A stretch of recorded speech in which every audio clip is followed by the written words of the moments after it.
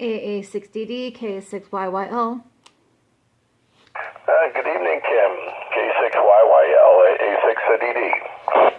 Good evening, Will. I thought that we would talk about the Quadrantids meteor shower today. This particular meteor shower is one of the larger ones that is going on right now. There's, of course, some smaller ones at the same time, but this one started December 28th, 2017.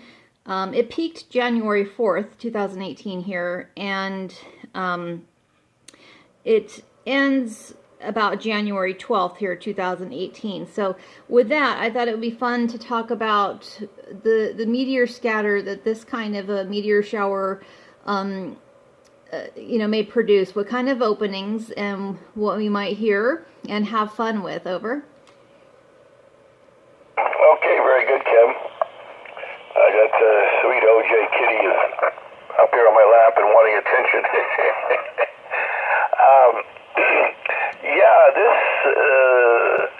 It is one of the most reliable showers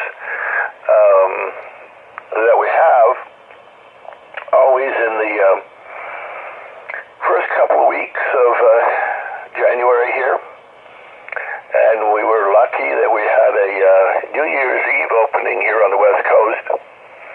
Though we did see on the web that the East Coast had many more openings, which is not unusual this time of the year than we did from the shower itself. Well, let me set up a couple of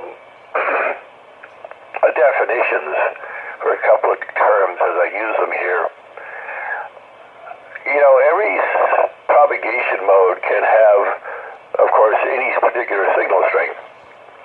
But in general, you can say that HF propagation is very, very strong, and quite often, perhaps a majority of the time, the single hop propagation is almost line of sight. In other words, the amount of attenuation is almost as if you can see the person, and that the F1 or F2 layer is refracting the signal forward with just no loss. And of course, it rotates the polarization to ultimately be circular polarized as it comes back down.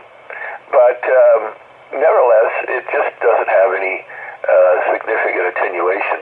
So that's why, I will use terms like saying, F layer is 20, 30, 40 dBs over S9. Now, I'd like to define S9, or the old standard for the Hammarlunds and Hollycrafters and national receivers was 50 microvolts, so that 300 ohms was S9. And that's a fine definition, actually, but most of the modern transceivers with our preamps that we have on them are considerably more generous than that. So I'm going to use 10 microvolts as a standard when I'm talking about this stuff as being what S9 is. And then the S units below that, we can consider them to be about 5 dBs per S unit. Here again, radios vary a great deal. Some as little as 3 dBs per S unit. The old Hammarlund Hollycrafter standard was 6 dBs per S unit, which is actually a very good standard as well. But nevertheless, that's so I can talk about it. In general, Sprattike is very, very weak compared to F layer. It's a good 20 to 40 dBs weaker. So that means if F layer is sitting at 20, 40 over 9, well then obviously S9 and weaker can be Sprattike.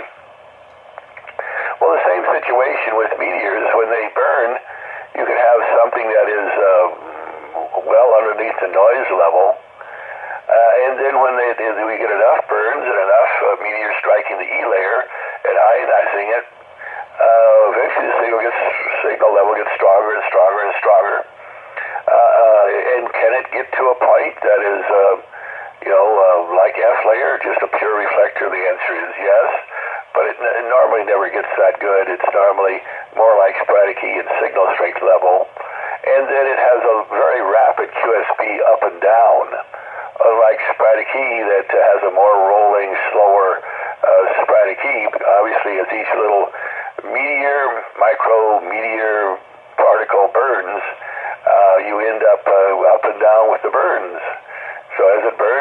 signal goes up. When it quits, the signal goes down. And so we see this rapid QSB, which is one way to identify one versus the other.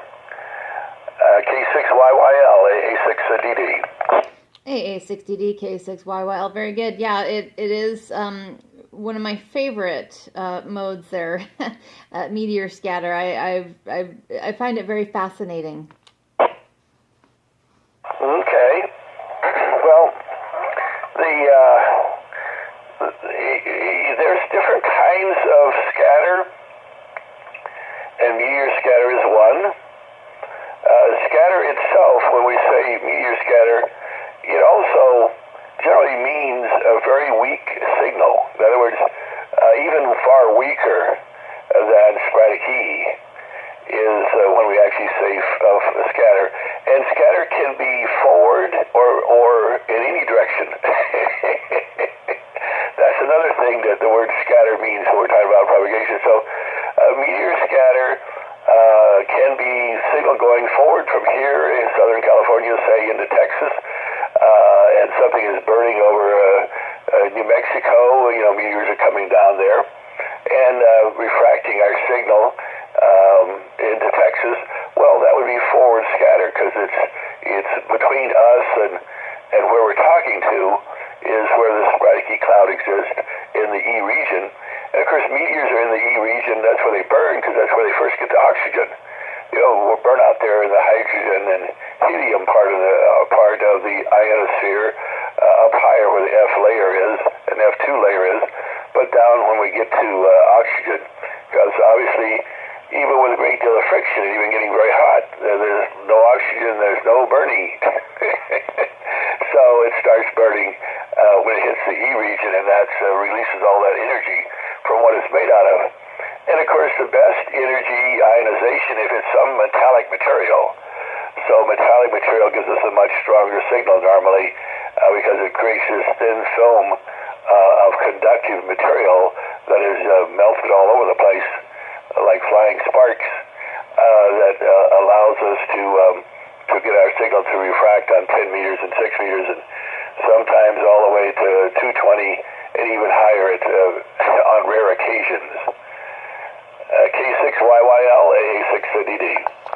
AA60D, K6YYL, yes, and we are, meteor scatter, and yes, and scatter is two different things. So if you want, that's, we can go into that as well, and go ahead.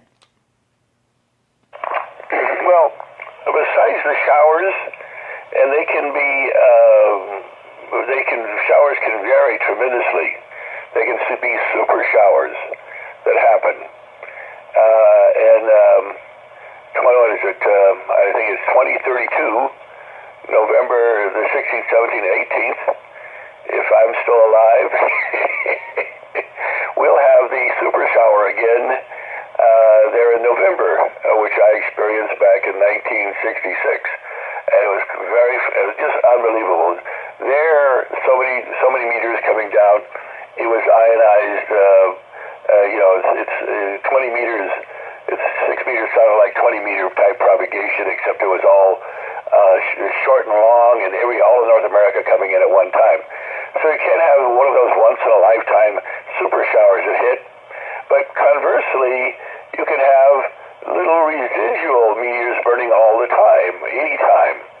Now there happens to be a kind of pattern to those as well. The little residual meteors has a peak during May, June, July, and August that help. But there's some residual meteors absolutely all the time, and how itty-bitty they get, the more common they are. So you can think of it as little grains of sand pelting the E region, just showering down all the time and ionizing it a little bit. Well, that little bit is meteor,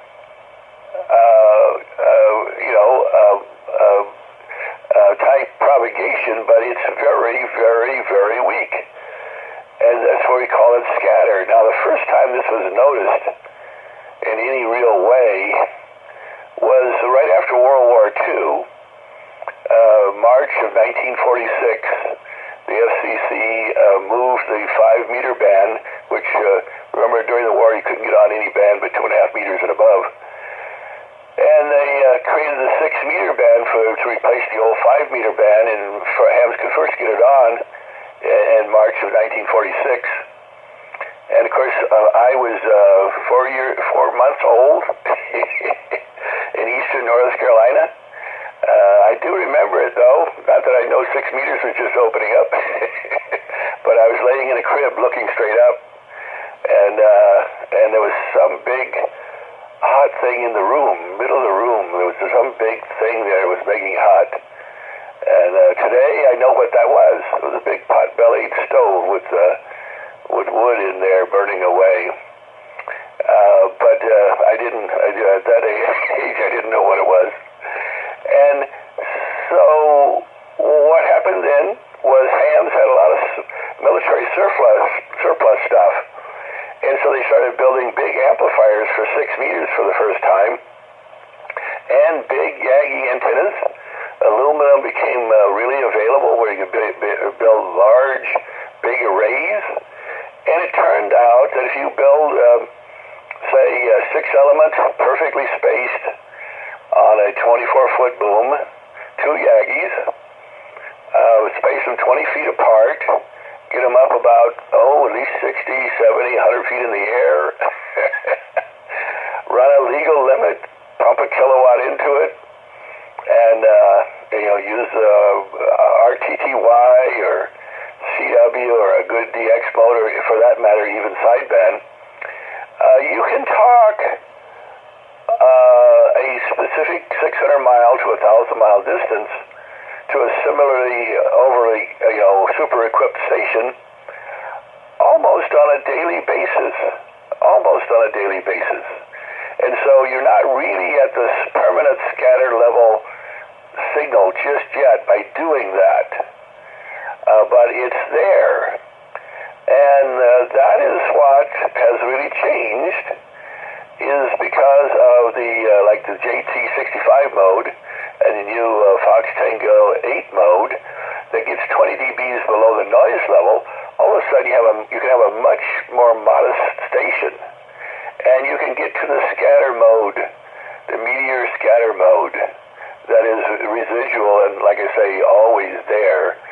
So all of a sudden you have hams across North America working each other on a much more regular basis, and doing weird, wonderful multiple hops that didn't exist before, because we've got to this scatter mode level of power level that can be utilized to do that.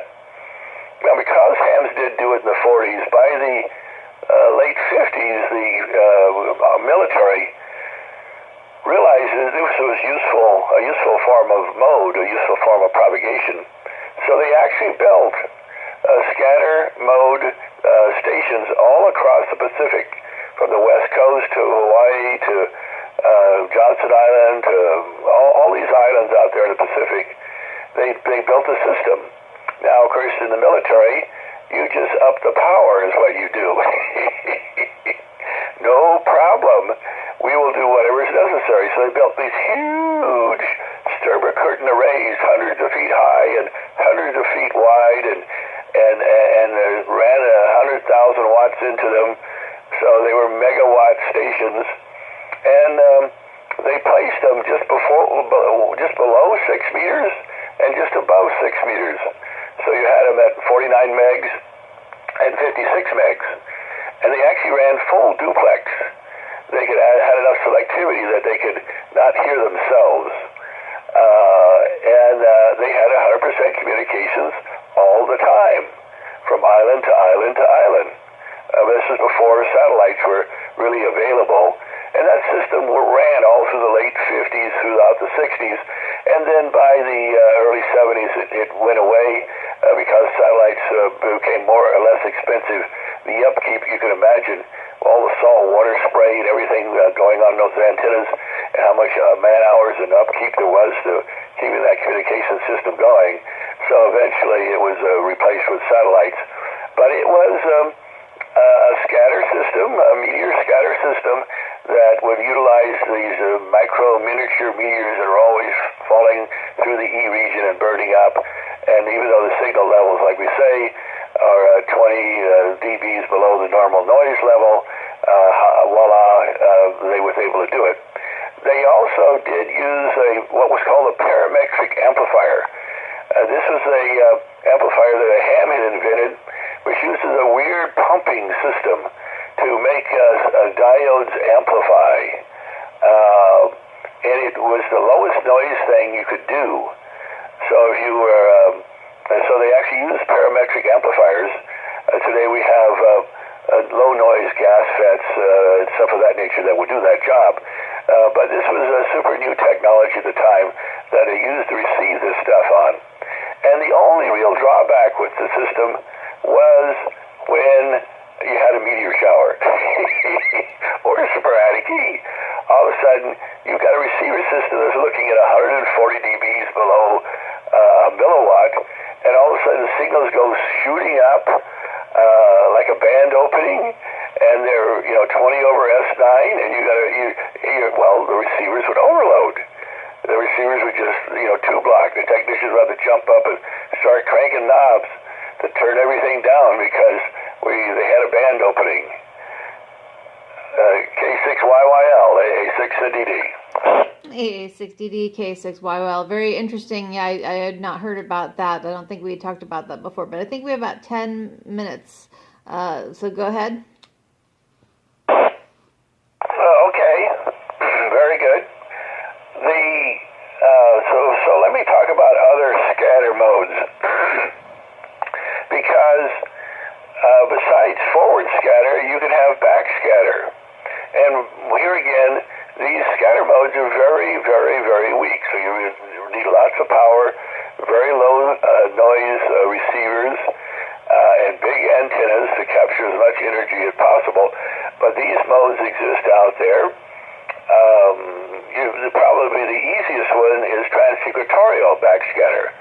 When we get the F layer having a very high ionization just above the equator, just below the equator, in the F layer region, F1 or F2, or even F3 up there, or the G layer if you want to call it that, you get where the sun's beaming down across the equator, just below the equator, just above, at 300 miles to 600 miles up, you can get a real two big ionized layers.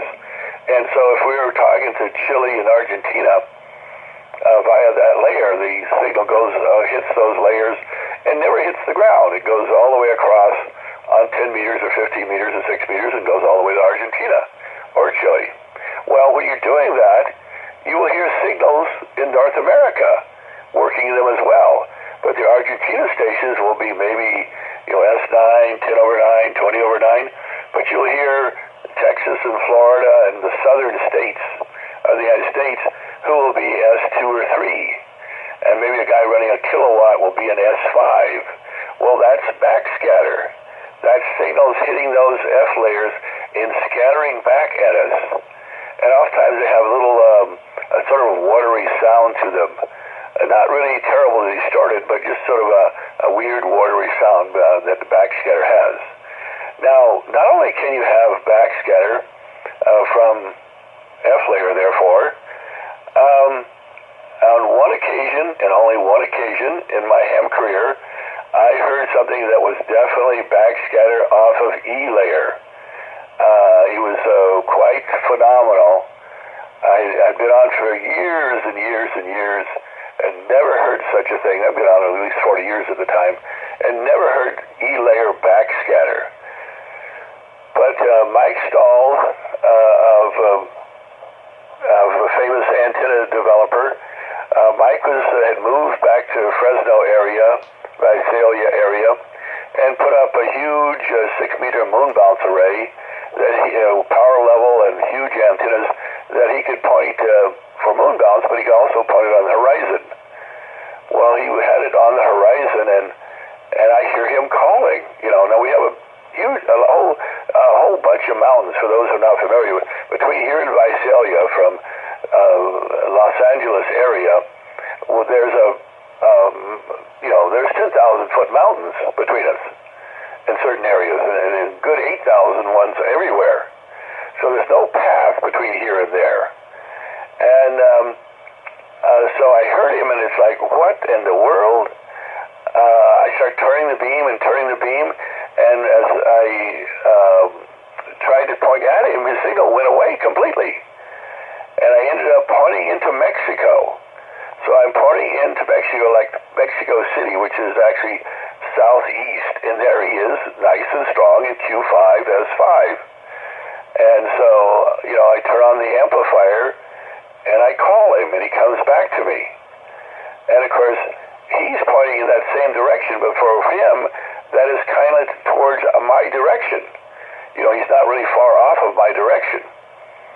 And so I find out what he's running. I said, this has got to be sporadic E backscatter. I said, I've never heard it before, but nobody's run that much power and that much antlers. So here again, we're doing a scatter technique that exists out there at an extremely weak level, but only because we've upped the power and upped the antlers can we take advantage of it and even know it was there. And there was nobody on the other end, the forward scatter into Mexico. There was nobody down in Mexico to talk to or take advantage of the fact there was a cloud sitting out there in that direction. But nevertheless, it does happen, has happened, and can happen. K6YYL, AA6DD. AA6DD, K6YYL. Well, that's pretty exciting for sure. And yeah, and I've heard the backscatter as well being watery sounding, just like you said sometimes. Yes. And of course, there is such a thing as side scatter. In other words, it doesn't have to be exactly right where you're pointing or coming right back off of it. Obviously, aurora is a kind of side scatter where you're not always pointing, you point up north when you're further north, but it still can be coming off the side. Of course, it can be horribly distorted, aurora-type scatter work and side scatter. But obviously, F-layer scatter exists, both forward and side and back. Same thing, and all the different F-layers and the E-layer can do the same thing. Have also all forms of scatter can take place there. So there, as we get better techniques to dig deeper into the noise, then these kind of modes become more prevalent, and you can hear them and see them. And of course, it's up here on 6 meters. 6 meters is very unique, because it's the only band that every known mode of propagation shows up on it, and it shows up by itself. If you're down on 20 and 40 and you're hearing E-layer and all sorts of scatter, you don't know it's there. There's so many strong F-layers coming through, you have no way of figuring out what is what. But if you're up on 10 meters where you have a very selective openings, and especially 6 where you have even more selective openings, you can listen to it and get a feel for what it is. Once you're educated about what it is, what it sounds like, and what's going on, then you can recognize it on the lower HF spectrum, that it is there, and there is side scatter off the E region on 40 meters, and there is back scatter on 20 meters, and side scatter on 20 meter F layer.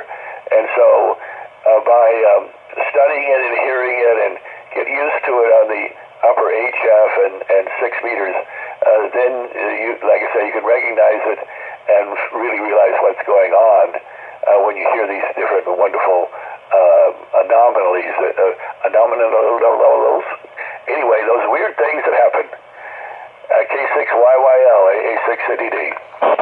AA6DD, K6YYL, yes, and it takes time, to learn these things. It's and listening, and trying to figure it all out, So it just takes a lot of time, but definitely worth it.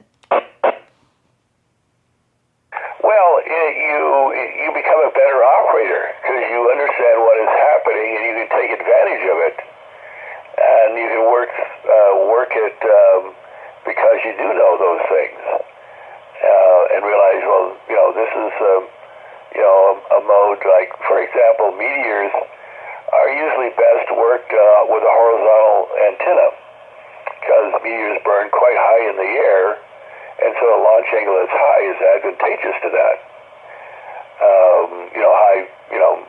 High as far as the angle of which it launches at. Conversely, almost all other scatter modes are optimum, and that includes meteor scatter modes too. When you're doing scatter, is you're sucking the horizon, you're kissing the horizon. You want to get as high as possible, lay that signal as low as possible.